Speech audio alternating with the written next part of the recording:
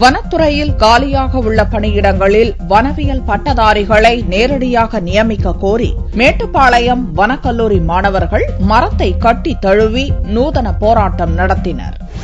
தமிழக வனத்துறையில் உள்ள வனச்சரகர் பணிக்கான புதிய அரசாணையை திரும்பப் பெற வேண்டும், வனச்சரகர் காலி பணியிடங்களை நேரடி நியமனம் மூலம் வனவியல் பட்டதாரிகளை கொண்டு நிரப்ப வேண்டும் என்பன உட்பட பல்வேறு கோரிக்கைகளை வலியுறுத்தி மேட்டுப்பாளையத்தில் உள்ள வனக்கல்லூரி மாணவர்கள் தொடர் போராட்டம் நடத்தி வருகின்றனர். இதன் ஒரு பகுதியாக வனத்தின் மீதான அன்பை வெளிப்படுத்தும் வகையில் மரத்தை கட்டி தழுவி நூதன முறையில் போராட்டம் நடத்தினர். வனக்கல்லூரி மற்றும் ஆராய்ச்சி நிலையமானது தமிழ்நாடு வேளாண்மை பல்கலைக்கழகத்தின் கீழ் இயங்கி வருகிறது.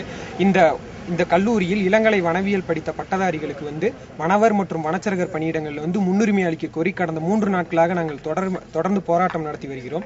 ஆனால் இதுவரை எங்களுக்கு எந்த ஒரு சுமூகமான முடிவும் எட்டப்படவில்லை. அதனால் தமிழக அரசு எங்களுடைய கோரிக்கைகளை கருத்தில் கொண்டு இந்த வனவியல் படித்த பட்டதாரிகளின் எதிர்கால நலனை கருத்தில் கொண்டு எங்களுடைய கோரிக்கைகளை விரைவாக நிறைவேற்றி தந்து இந்த வனவியல் படித்த பட்டதாரிகளின் வாழ்க்கையில் ஒளிவேற்ற வேண்டும் என்று கோரி பணிவன்புடன் கேட்டுக்கொள்கிறோம். மாணவர்கள் தொடர்ந்து போராட்டம் நடத்தி வருவதால் வனக்கல்லூரி காலவரையின்றி மூடப்பட்டுள்ளது.